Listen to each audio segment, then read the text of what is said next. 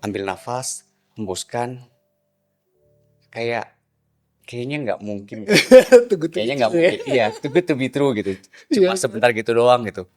Terus, wah aku bakal ditanya masalah apa ya gitu. Jadi, Iya. dan kita kayaknya bahkan hampir nggak menyentuh detail problem apa yang aku hadapin ya Coach waktu Hmm, itu ya. hmm, Jadi hmm. itu memang bener-bener itu aja dan benar-benar bisa sampai clear itu happy banget Coach. Iya. Satu kali ketemuan pun bisa very significant bantu kamu. Bantu banget. Iya, jadi kayak bikin lebih tenang, punya clarity, kerjanya jadi juga lebih enak. Oh jauh banget, jauh banget. Pagi happy, bangun pagi itu kepala jernih banget terus. Kok nanyanya gitu sih? Kok kan lagi sedih, lagi posisi lagi ini kenapa tanya? Emang kenapa kalau misalnya kamu orang tua kamu nggak bangga sama kamu? Kok aneh banget sih gitu? Kok aneh banget gitu? You watching Into the Light podcast. Supaya kita nggak jadi orang yang susah dan paling jadi super kasusnya coach, Hah. ada tips nggak supaya kita nggak jadi pasien yang klien yang Oh, iya. super susah, super rewel dan super menyebalkan buat Oke, iya tadi lagi bahas soal itu ya. Iya. Balik lagi ya, surrender aja. Maksudnya kayak kalau datang kita just eksperimen aja buat ikutin ngerilis flowing gitu ya. Oh, oke. Nah memang yang kesulitan adalah super susah. Biasanya mereka udah neurosis juga patternnya. Nah itu yang kita mesti pecahinnya memang agak tricky dok. Dan kadang-kadang waktunya itu nggak cukup. Karena mereka tuh kayak bener-bener main puzzle. Ibaratnya kalau yang tadi petinya itu dikunci sama dia, gemboknya ini mesti kita buka dulu. Dan buka gemboknya ini yang butuh kadang-kadang satu sesi sendiri buat mecahin gemboknya. Sebelum akhirnya nyusun puzzle. Ya begitu gemboknya dibuka baru kita buka ininya, baru ibaratnya di dalam ada puzzle semua ya, nyusunnya lebih gampang. Cuman Oke. jadi kayak ada satu layer tambahan. Nah aku pernah nanganin juga yang mungkin dia butuh 3 sesi sendiri buat just ngebuka. Gembok. Jadi kayak Oke. sesi pertama masih ini, tapi untungnya dia bilang aku mau invest deh, aku memang pengen beres. Jadi buat bisa ngerasain dok. Soalnya dia nggak bisa ngerasain sama sekali. Oh, I see. Nah, tapi Sorry. berarti kalau misalnya kita sebelum jadi pasien nih, jadi orang yang biasa aja, mungkin ada tips khusus supaya kita tadi mungkin bisa jadi mindful tapi sehat. Gitu, Tips bukan? khusus ya. Susah ya.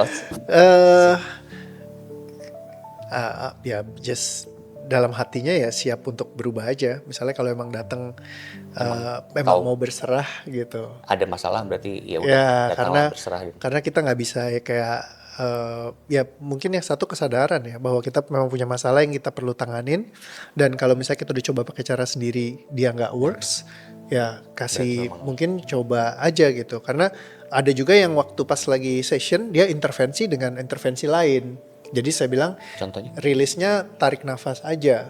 Nah pas lagi aku bilang rilisnya tarik nafas aja, tiba-tiba dia nggak cuma tarik nafas aja, mulai begini-begini.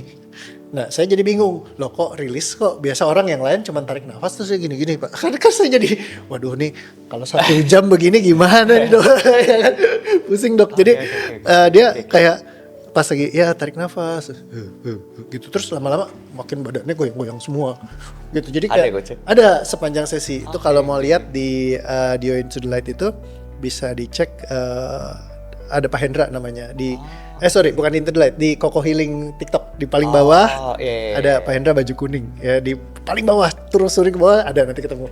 Nah dia waktu pas lagi rilis goyang-goyang kan, terus saya bilang, Pak kenapa goyang-goyang begitu? Dia bilang soalnya ya aku ngerasa kalau goyang-goyang itu baru rilisnya tuh paten. Oke. Baru Oke, kayak oke. lepas gitu. Aku bilang, Pak ini kan nggak mungkin kamu langsung tiba-tiba goyang-goyang kayak gitu katarsis. Terus kapan Bapak tahu dari mana baru rilisnya tuh rasanya Kalau sudah. enak gitu. Dia bilang, oh ya saya pernah belajar tentang rilis tuh begini kata dia. Harus pakai katarsis, goyang-goyang. Terus aku bilang, oh ya tapi balik lagi Pak, aku kan bantu rilis udah banyak. Aku bilang kayak ribuan orang rilis ya cuman inhale exhale aja. Karena tujuan akhirnya kan rilis ya. Iya. Nah jadi cuman tarik nafas biasa, bahkan nggak usah dianimasi. Jadi nafasnya itu nggak perlu yang kayak harus. Ada yang kemarin itu pas lagi barengan sama mamanya di samping lagi ikut kelas, terus mamanya tuh disuruh tarik nafas tuh gini. Yang kayak disuruh tarik nafasnya kenceng gitu, terus tarik nafasnya disuruh panjang ya kayak. Kayak gitu, yang kayak gitu. Padahal sebenarnya nggak usah gitu, karena aku udah tesin. Karena kan banyak ya dok teknik Udah dicoba, nafas. iya, Aku iya. cobain yang nafasnya 6 kali, yang nafasnya 3 kali, yang nafasnya 2 kali, yang nafasnya diputusin kayak terus yang nafasnya triangle breathing. Semuanya aku coba-cobain lah gitu ya, tes. Tapi ternyata bukan itu yang dibutuhkan. Karena nafas itu mirip kayak tusuk jarum tadi dok. Tusuknya 3 kali, tusuknya 4 kali. Sebenarnya di titik itu tusuk sekali udah selesai gitu. I see. Jadi Iya. masalahnya adalah titik tusuknya di mana, bukan soal nusuknya lu mau rojok-rojok Oke. puter-puter segala macam, nggak usah dijahit kayak gitu juga. Asal memang titiknya di situ, tuk sekali udah selesai. Udah beres. Iya, jadi ketika di kayak gituin, dia tuh pakai ada ya ritualnya gitu kan. Nah, jadi aku bilang, "Pak, jangan kayak gitu." Terus dia bilang, "Tapi ya rasanya ini yang paten gitu." Nah, jadi mereka bawa structure berpikirnya mereka ke dalam sistem. Jadi akhirnya coba pakai cara mereka sendiri, which is bisa aja ngebantu mungkin sepanjang sesi itu. Aku bilang cuman, "Pak, ini kita masih 1 jam lebih loh Pak." Saya ngeliatin bapak begini, pegel saya bilang. Kayak kan saya aja pegel kelihatan kayak leher kayak mau copot. Saya bilang kan, ambil bercanda kan, guyon-guyon terus dia ketawa. Terus aku bilang, "Pak, ini dilepasin aja ya." Terus nanti kalau dilepas gimana? Nanti saya rilisnya maksimal gak? Aku bilang ya cobain aja. Kita kan nggak pernah tahu gitu kan. Kalau selama ini saya ribuan orang saya tanganin ya cuma tarik nafas selesai. Saya bilang, soalnya ini kayak sniper Pak. Kita lagi mau tembak gini ceter gitu ya, ceter. Terus saya lagi mau nembak, bapak goyang-goyang. Saya pusing Pak. Wah, si bapak nih bisa aja kata dia. Ya udah, habis itu aku rilis. Itu Pak sampai 1,5 jam kita session. Ya udah, sisanya cuma tarik nafas doang. Dan sampai hari ini kita ngobrol sama dia masih kan kita masih bina hubungan ya kayak saya sama dokter Andika gitu. Ya baik-baik aja gitu dia bilang. Ya tadinya tuh dari bilang bipolar, gangguan cemas campuran, kutuk turunan. Pokoknya orang tuh udah kasih diagnosa sangat banyak terhadap dia gitu. Tapi begitu diberesin ya udah ya dia bisa happy lagi gitu. Jadi masalah surrender aja itu pun bukan sebuah hal yang mudah ternyata ya. I see. Betul. Terus coach belajar ini awalnya dari mana coach kalau boleh tahu? Kalau aku pertama kali belajar tuh masuk dunia tentang bawah sadar manusia pas lagi ketemu hipnosis dok. Oke. Aku pernah coba coach. Oke. Dan aku merasa kayak ini nggak paten kata-kata coach. Oke. Karena kayak saya nggak pernah bisa masuk di sesi terhipnosis tadi. Jadi nggak pernah dapat itu. Oke. Nah itu memang kalau misalkan buat orang-orang tertentu, terutama mereka yang critical thinkingnya sangat kencang. Atau gua belum surrender kali coach ya? Iya kayak gitu. Jadi kalau tapi memang ditemukan kalau kayak dokter, lawyer gitu, mereka-mereka yang terus kayak orang IT yang tugasnya itu menuntut critical thinkingnya untuk sangat aktif, itu biasanya mereka lebih sulit untuk dihipnosis. Jadi biasanya ada uji tes suggestibility-nya dulu buat kayak jadi ini orang bisa menggunakan gak sistem ini gitu. Jadi memang itu seperti itu, makanya sampai sekarang hipnosis itu diperdebatkan banget kalau di dunia psikologi klasik karena ilmiahnya itu kan dipertanyakan. Karena kalau ilmiah itu harus memenuhi threshold, kalau kata Bu Ririn dosen saya, dia bilang harus 95%. 95 ya? Ya, itu harus work for everybody. 5%-nya yang room for error. Berarti dokter, lawyer, dan IT lebih dari 5%.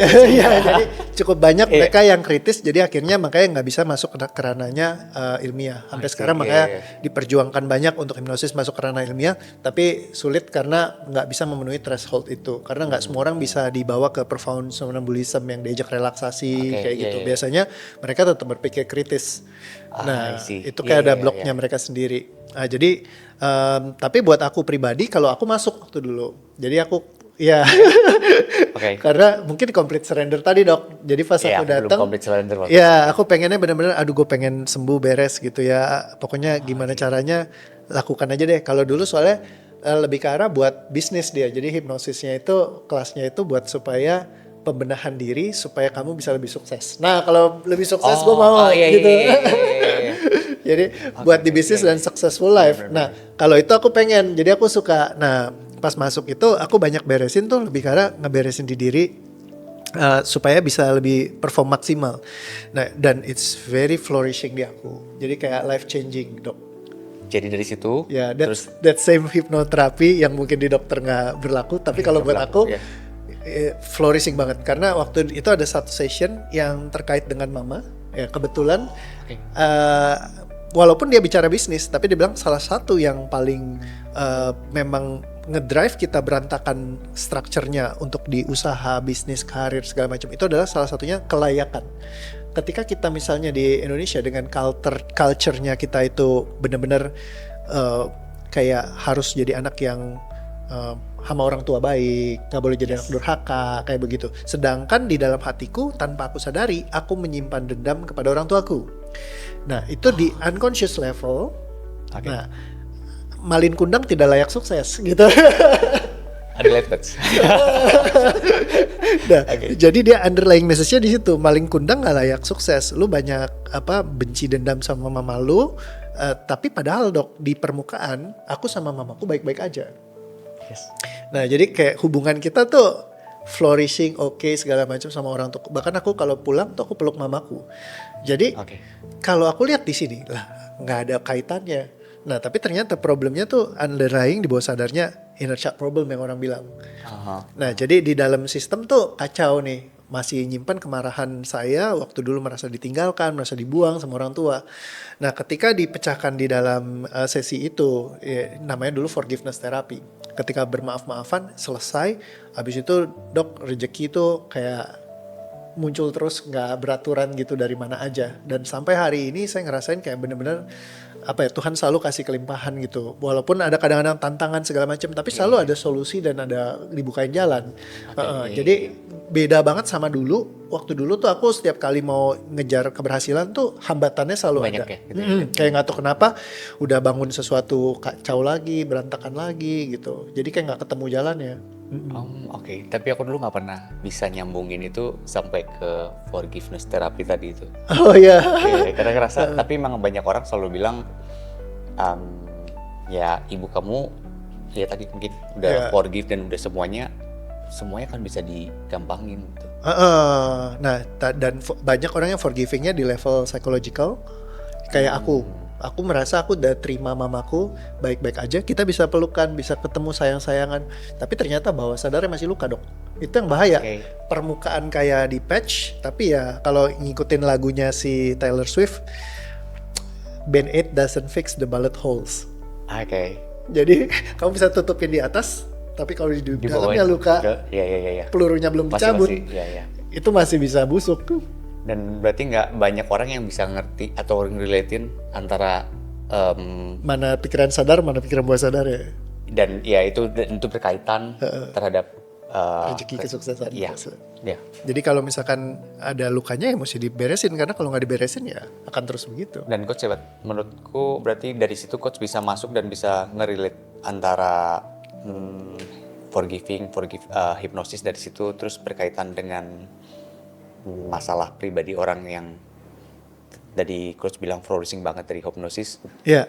Terus bisa metain lagi coach? Iya, jadi habis dari hipnosis aku belajar lagi ke NLP, Neuro Linguistic Programming.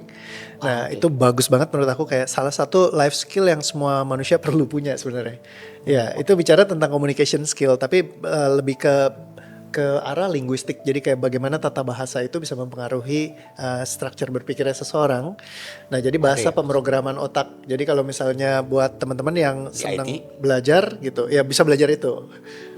Jadi Neuro Linguistic Programming. Jadi basically itu kayak mode komunikasi pikiran sadar, pikiran bawah sadar, itu banyak dibahas tuh, dipecah-pecahin di situ. Tokohnya itu Dr. Richard Bandler. Aku dulu ngambil practitioner, terus ngambil masternya tersertifikasi dari Society of NLP Richard Bandler di US. Tapi saya di sini belajarnya sama Pak Roni F. Ronodirjo. Beliau guru yang menurut aku paling the best untuk Indonesia, karena dia benar-benar setiap kalimat kata-katanya itu dia udah terjemahin dari bahasa Inggris, karena bahasa Inggris itu NLP-nya begitu luas, tapi semua grammar kosakatanya itu kan berantakan ya Pak kalau diterjemahin langsung ke sini.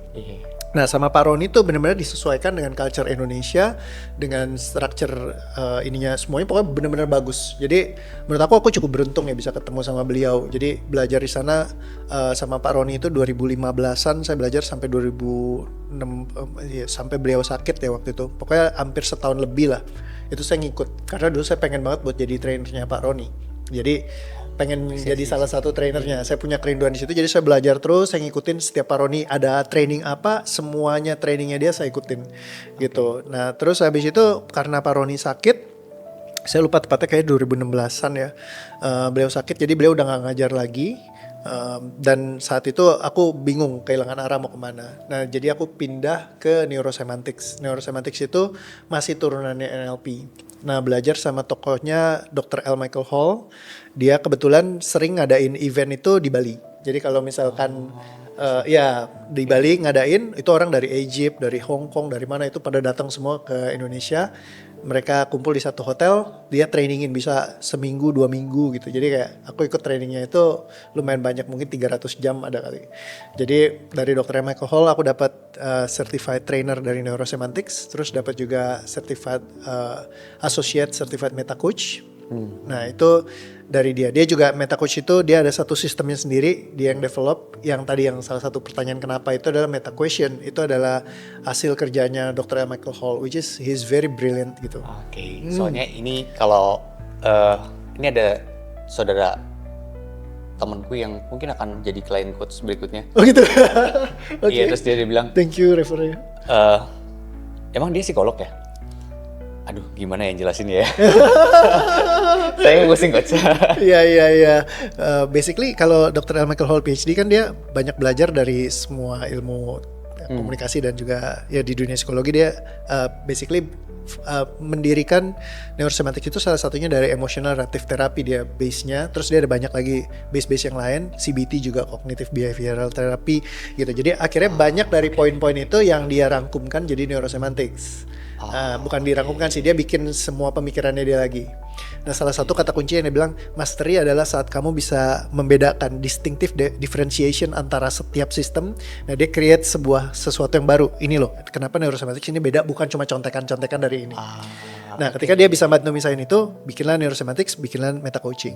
Nah jadi dari sana saya belajar, dan salah satu lagi modalitas yang wonderful menurut aku adalah saat aku ketemu Access Consciousness. Access Consciousness dia sama Sedona Method. Nah ini kombinasi dari keduanya yang aku banyak belajar, dan dari kedua itu tapi aku lebih spesifik ke Access yang aku ngambil Certified Facilitator. Nah dulu di Indonesia laki-laki cuma satu aku pas lagi pertama kali ya. Nah sekarang udah ada lagi Dr. David, terus ada lagi kayaknya aku nggak tahu sih sekarang ada lagi gak cowok lain gitu. Tapi waktu dulu yang pertama kali ngambil di Indonesia ya aku buat CF. Nah itu ngikutin kelasnya banyak banget trainingnya, terus juga lumayan mahal ya, apa ya mungkin habis 1 miliaran sendiri buat dapetin ya certified facilitatornya, karena prereqnya itu banyaknya luar biasa.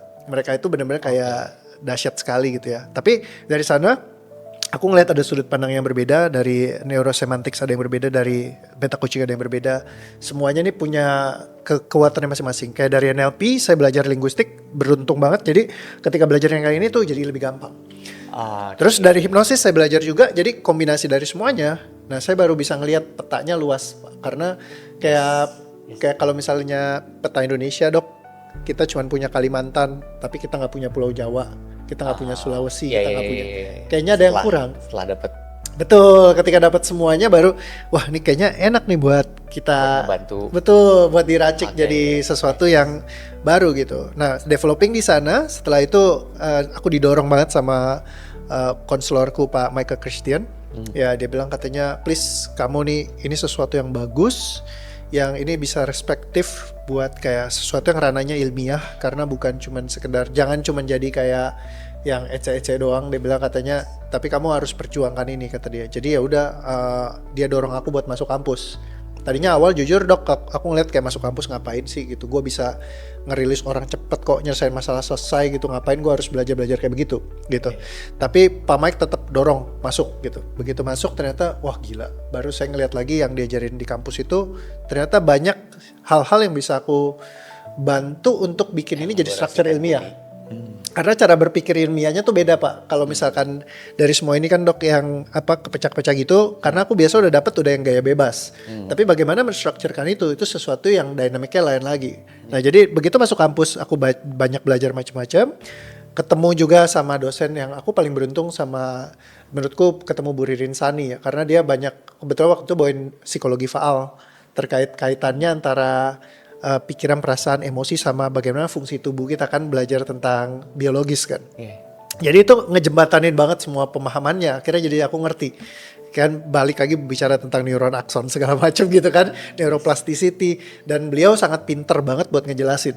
Jadi akhirnya banyak banget tuh aku nanyanya tuh kritis banget kalau sama dia, tapi dia bisa kasih tahu semua. Nah, Jadi seru gitu. iya seru banget. Nah, jadi dari situ akhirnya bisa ngerangkumin, terus belajar nge-structuring. Ya terus ketemu dosen-dosen yang hebat kayak Pak Jordi, dia bisa bantu. Nih bukan yang ini Rio, kamu karena yang ini tuh yang ini, dia beda. Dia jadi karena dia bisa kasih distinctive differentiation. Balik lagi Mas Tri yang tadi Dr. Michael bilang, Pak Jordi bisa bantu saya ngelihat, oh ini perbedaannya kayak gitu. Jadi setiap ketemu sama dosen-dosen di kampus itu, karena mereka which is ya kebetulan di UPH kan pilih banget lah dosennya gitu ya. Jadi saya ketemu mereka yang memang hebat-hebat. Buat diskusi tuh enak, mereka karena ngerti gitu apa yang mereka bicarakan, jadi ya benar-benar membantu. Akhirnya structuringnya tuh jadi rapi. Makanya sekarang ya Dio itu lengkap, gampang buat dipelajarin, gampang buat dilakukan kayak gitu. Berarti bisa bikin pelatihan juga dong kalau bisa. Oh bisa. Ya mungkin cita-citaku suatu saat nanti lebih banyak lagi yang bisa ikut belajar untuk ini. Kan sekarang juga udah ada fasilitator yang bermunculan gitu buat bantuin orang juga Di DOE coach. di DOA. Jadi ya mereka ada yang bantuin juga klien-klien yang mereka yang pegang gitu. Jadi bukan sama aku semuanya. Oh oke. Kayak gitu. Karena ya balik lagi kalau mau bikin dunia lebih happy kayaknya nggak bisa cuma aku sendiri. Iya coach, kali kemarin kan coach sering bilang pengen bikin dunia lebih happy. Iya. Terus bilang, tapi coach, Tapi coach, kenapa nih dong? ada satu yang happy pasti sebelahnya nggak happy coach. Gitu. Oh gitu ya. Jadi gimana coachnya buat biar bisa makin banyak yang happy? Kayaknya yang sebelahnya dibikin happy juga. Iya. Makanya nggak bisa satu coach Rio ya? Iya, karena visinya aku kan wholesome freedom within your reach. Jadi kebebasan sepenuhnya yang bisa kamu jangkau. Jadi aku pengennya sebenarnya ini nanti terjangkau oleh banyak orang. Kalau sekarang kan masih ngandalin aku, which is waktu aku agak terbatas. Terus kayak makanya aku kayak kasih price range-nya juga beda supaya nggak banyak orang yang terlalu nyariin aku gitu. Nah, tapi dengan adanya fasilitator ini akan lebih apa ya kayak terjangkau buat bisa bantu lebih Bisa banyak bantu orang. banyak orang happy. Kayak gitu. Dan dengan aku ngadain kelas sebenarnya banyak dari mereka yang belajar rilis sendiri. Jadi mereka sendiri jadi agent of change gitu. Jadi aku ya cita-citanya menciptakan misinya itu 1 juta agent of change di seluruh dunia. Jadi agent of change itu bukan berarti yang facilitator yang tiap hari nge-facilitate, tapi just Dia seorang pernah ikut kelas. seorang ibu yang udah pernah ikut kelas bisa bantu dirinya sendiri, bisa bantu anaknya. Soalnya banyak yang cerita kan mamanya belajar, anaknya punya kepahitan apa, dia ikut bantu releasing gitu. Oh itu good banget loh coach. Iya. Karena kalau aku ikut kelas, aku nggak kepikiran buat ngelakuin kayak gitu. Iya. Tapi kalau ini sampai situ itu luar biasa banget sih coach. Iya, jadi senang sih kayak dan mungkin ya kedepannya akan lebih banyak kayak gitu. Kayak kemarin ini ada salah satu alumni kelasku Denny Santoso, kalau misalnya tahu yang dia digital marketer. Jadi yang punya DMID Digital Marketer Indonesia, Tribelio. Dia juga belajar sistem ini gitu ya. Terus habis itu dia bantu apply juga ke mungkin pas lagi di mastermind elitnya dia ada yang oh ini kok kayaknya nggak bisa breakthrough gitu. Dia bantu beresin, pecahin, terus kayak mereka bisa punya spiritnya lagi gitu. Jadi ada juga hal-hal seperti itu. Mungkin kedepannya ya aku pengen ini bikin jadi kayak fitness sih. Oh Dok. yes. Jadi kalau misalkan aku ngerasanya kesehatan mental itu kayak orang yang sakit yang harus datang ke dokter rutin. Iya. Jadi kayak misalkan kayak sakit nanti datang lagi, pulang ke rumah sakit lagi, datang lagi, pulang ke rumah sakit lagi, datang lagi, dan nggak tahu kapan nih beresnya gitu, yang aku bisa punya otonominya sendiri. Yes. Nah tapi aku pengen bikin supaya mereka nggak harus ketergantungan, karena definisi ketergantungan kan saat kita butuh substance atau kita butuh orang lain atau kita butuh sesuatu yang Coach lagi butuh buat terus-terusan continuous. untuk supaya bisa function normally. Kalau kita misalnya nggak minum kopi, tiba-tiba tanganku gemeteran, nggak bisa mikir, artinya kan kita lagi addicted. Jadi kalau misalkan aku kayak harus ketemu sama fasilitator baru aku bisa tenang, berarti kan aku kecanduan ketemu perbantuan nih gitu. Nah jadi gimana caranya supaya bisa sustain, gimana caranya supaya bisa punya otonominya sendiri. Nah jadi mirip kayak mungkin ujungnya akan kayak dunia fitness. Jadi kita nih kayak PT, personal trainer. Iya. Dan kalau kamu latihan sama kita, bisa nanti di rumah fitness sendiri, olahraga sendiri gitu kan. Iya. Mau lari, kamu udah tahu cara lari. Mau kamu angkat Iya, push up segala macam kamu udah Kamu udah bisa. tahu, ya. Iya. Iya. Nah, cuma ada klinik yang kalau kamu datang, misalnya mau dibantu difasilitasi bisa. Oke. Nah, itu mungkin akan bantu dunia lebih sehat. Iya sih coach. Ya, sehat secara Hebat. pikiran dan kejiwaan. Udah ke mindset sampai ke mapping sampai segitu luasnya. Ya, mesti ke sana lah. Iya. Kan sulit ya, karena ya balik lagi semuanya harus bersama-sama lah dok. Ini bukan project yang bisa aku sendiri yang tanganin gitu. Aku butuh sebanyak-banyaknya Aku orang. jadi PT deh coach. Oh, gitu ya. Kayaknya seru tuh. Gitu ya. Ya aku butuh sebanyak-banyaknya orang sih yang key in buat ya kayak supporting sistem ini jadi lebih besar lagi gitu. Dan thank you banget nih dokter Andika udah nyempetin juga di tengah kesibukannya semua, tapi masih Thank you banget coach. mau meluangkan waktunya. Happy coach di sini coach. Banyak mindset dan cerita baru yang bisa enrich lah buat aku. Ya. Thank you juga loh. Ya maksudku ya kan butuh humility, humble gitu untuk bisa istilahnya open up story-nya gitu kan. Ya karena kan vulnerable juga dok. Ceritain, wah ini dokter bisa juga pusing ya. Masih Coach. manusia ya dok ya. Masih manusia. Masih ya ternyata tidak sekuat itu.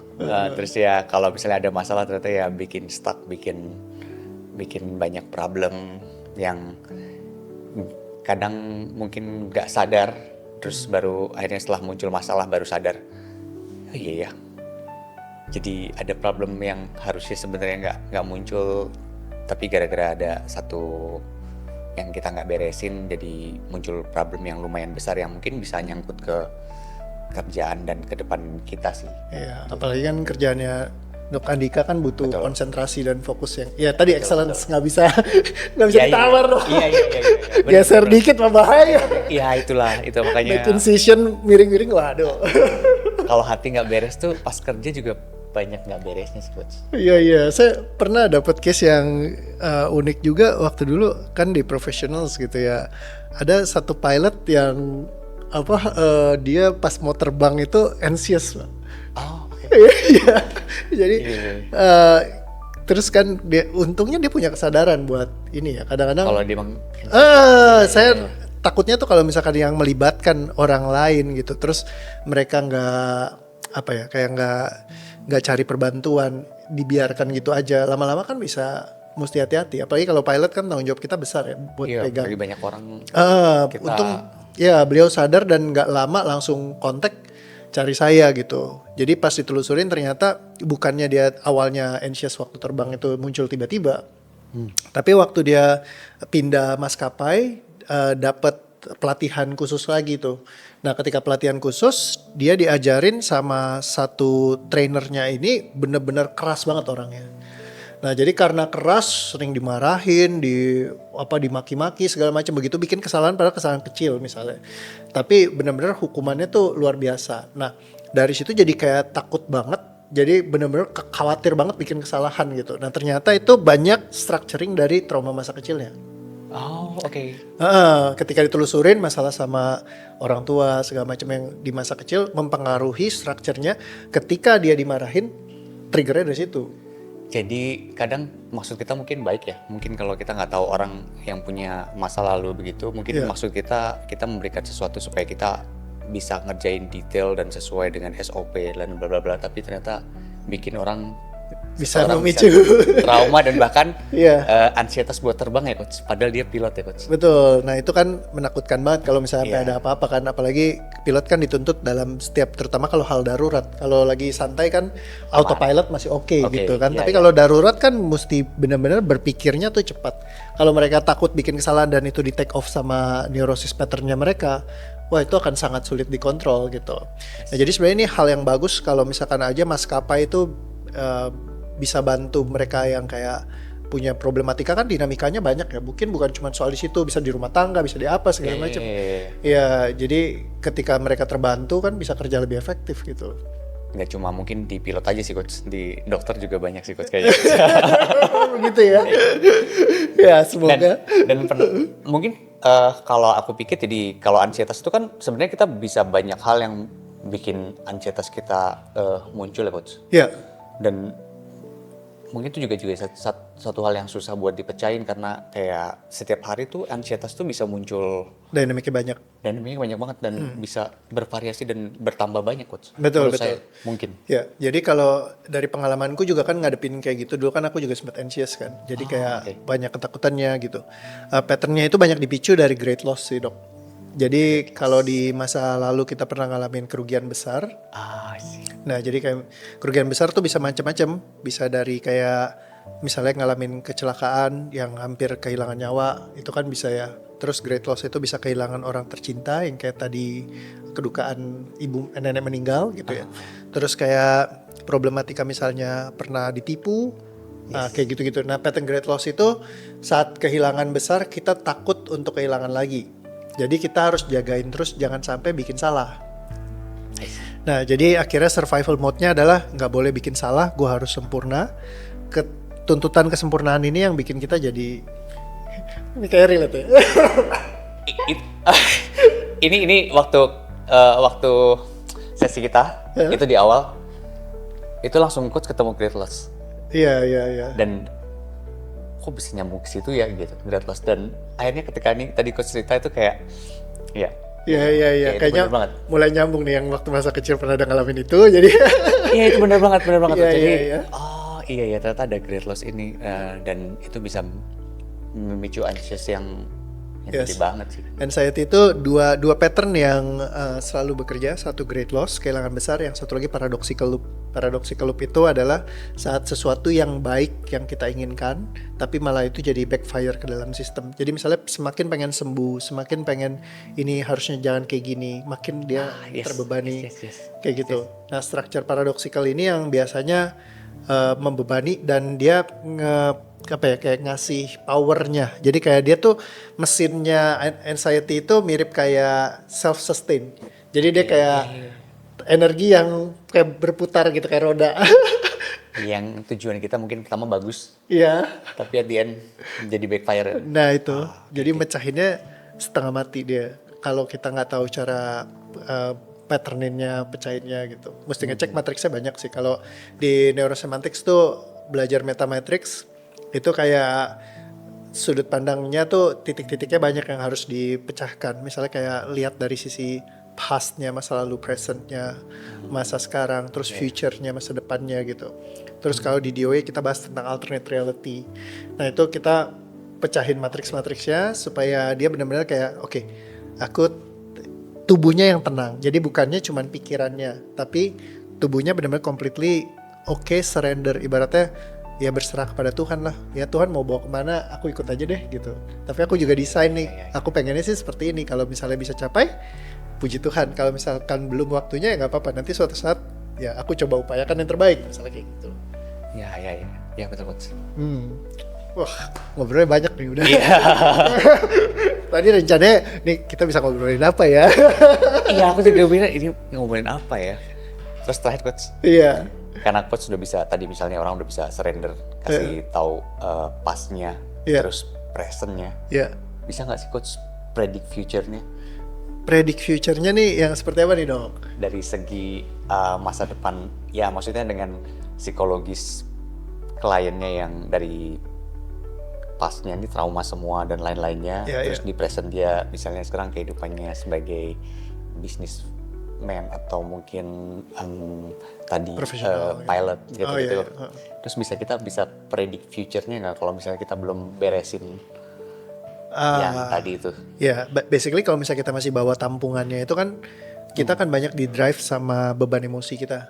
Sehingga setiap kali mau melakukan tindakan itu kadang-kadang kita merasa ini adalah free will-nya aku. Padahal sebenarnya bukan. Free will itu sangat dipengaruhi banget sama emotional burden dari traumatik masa lalunya kita. Nah, ketika kita beresin, kita akan lebih punya kesadarannya, kita akan lebih punya kemampuan untuk berpikir, ketenangan tadi dok. Jadi di saat kita punya ketenangannya, jadi akhirnya buat menciptakan hidup kita tuh lebih enak. Jadi akhirnya kita bisa lebih gampang lihat peluang, terus kayak posisi-posisi baik yang mungkin kita bisa ambil kesempatan-kesempatan kayak gitu. Jadi basically sih kalau kedepannya dibilang prediksi kan, mungkin predik di level behavior ya bisa. Misalkan kalau tadinya Behavior berarti ya. ya dia gampang sedih, pemarah segala Iya, macam. Tapi kan begitu udah tenang kan udah beda tuh levelnya. Ya ke depan mungkin akan baik-baik aja. Kita juga nggak tahu gitu. Sampai ya kalau kita intinya misalkan ada melenceng kayak pesawat terbang aja. Mungkin ada sedikit yang melenceng. Tapi begitu berapa derajat ditariknya panjang kan bisa jauh banget tuh. Jadi kita penting buat di align aja. Kalau ya Iya, berarti kalau tadi angernya drive the client sampai so long, sampai present, terus dia nggak beresin di situ, dia nggak tahu juga. Ya kita juga mungkin bisa predict the future-nya, dia mungkin bakal Berantakan. loss banyak Iya, hal iya. yang mungkin dia akan di satu titik bakal capek. Udah dengan anger itu bikin dia benar-benar. nggak bisa achieve yang more dari yang itu ya. Betul. Nah itu tadi kalimatnya loss memang kadang-kadang kita tuh sering kali nggak menyadari bahwa banyak potential loss yang hilang. Ya karena kan setiap kali kita kayak nunda buat kita transformasi, waktu kan berjalan terus. Yep. Can you imagine dok kalau misalnya kamu merasa oke, aku masih bisa nih. Waktu itu kita nggak ketemu, kan kebuang 1 tahun percuma. Yes, dan mungkin aku masih punya anger itu. Oh gitu Masih ya? punya pada Iya itu. iya benar masih. Dan mungkin aku juga nggak kerja sekarang, nggak tahu. Karena mungkin itu impact banyak di kerjaan aku. Iya iya. Dan mungkin aku masih, mungkin jadi orang yang kalau diajak ngomong mungkin nggak punya spirit buat ngomong kali ya. Karena udah habis bebannya di absorb sama Problemnya ya. problem itu, betul. Berarti emang waktu itu devastating banget ya momen. Sangat. Jadi kayak ngerasa cuma pengen hidup, terus ya bener sih mungkin kayak kapan ini selesai, dan mungkin kayak ngerasa kayaknya toh kalau aku nggak ada di sini pun ya udah ya gitu. Kayak ya udah selesai, terus nggak ada ya aku nggak capek juga. Iya. Terus ya aku nggak pernah dimarahin lagi, ya udah selesai. Kayak aku tadi bilang, ya udah lo ngerasain bakal sedih banget tuh kalau misalnya gue nggak ada di sini kan. Lo bakal ngerasain sedih banget kan. Iya kayak gitu kan, rasa oh ya ntar kalau lo ntar gue hilang udah mending out gitu misalnya, terus ya lo nggak bisa dapat apa lagi yang kayak sekarang gue mungkin bisa provide gitu.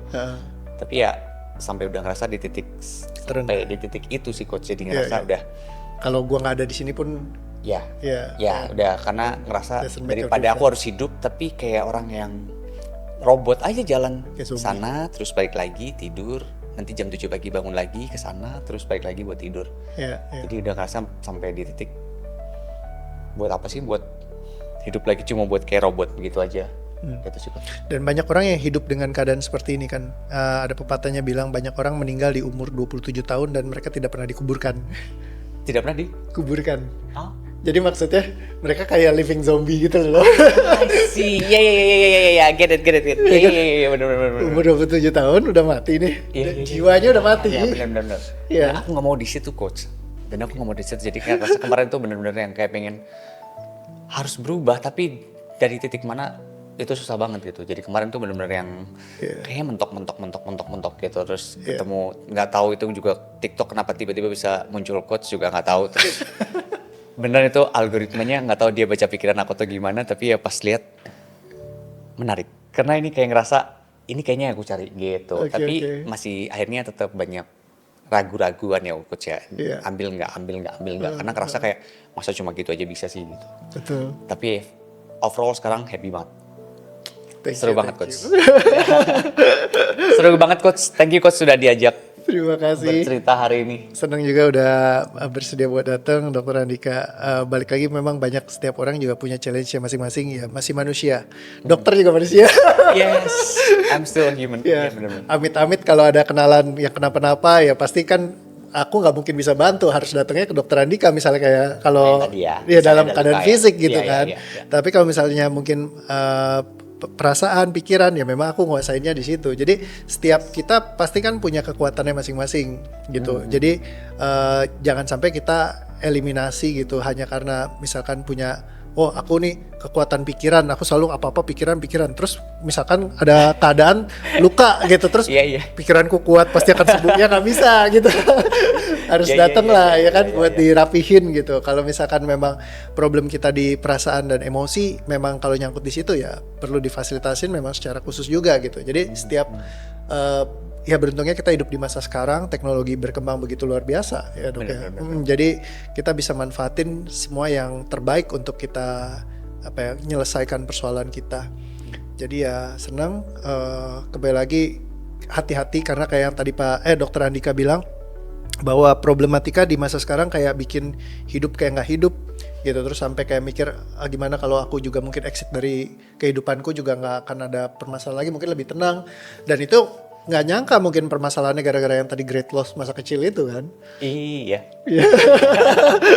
Makanya pas pertama kali, oh gitu ya, kok bisa dapet dari gitu ya, dari Pas disuruh dulu itu. iya, itu di kata-kata pertama loh, Coach. Aku inget banget itu great loss langsung baru yang langsung wow. Iya. Iya. Tapi begitu diberesin patternnya ngubah di yang di atas. Dan satu kali ketemu teman-teman ya kan, dalam kurang lebih sekitar 2 jaman. 2 jam. Tapi Kita hampir 5 menit 5 menit terakhir sebelum 2 jam. cut off ya. Oh iya. Dan itu benar-benar ngasih dampak yang signifikan. Walaupun misalkan tadi Dokter Andika bilang masih ada sedikit kecil gitu, tapi itu udah kayak new high yang sangat jauh sekali dibandingkan yang new dulu high, gitu. Ya itu yang kalau memang itu yang kita cari ya, mungkin sistem ini bisa bantu kamu. Aku juga nggak tahu sampai selevel mana, tapi ya basically banyak banget yang udah terbantu. Dan hari ini Dokter Andika, thank you banget dok udah kasih sharingnya di tengah Thank you banget. kesibukannya ya. Iya, Udah aku lebih happy lagi dan ya bisa terus menolong orang lain lebih banyak juga. Dan Yes. ya dokter juga lebih bahagia. Ya, amin. Thank you coach. Coach juga lebih bahagia, dan paling tips satu mungkin kalau mau ketemu coach, surrender ya coach. Surrender, yes. Oke deh teman-teman semua, sampai ketemu lagi di episode yang berikutnya. Terima kasih dan sampai jumpa. Thank you, dadah.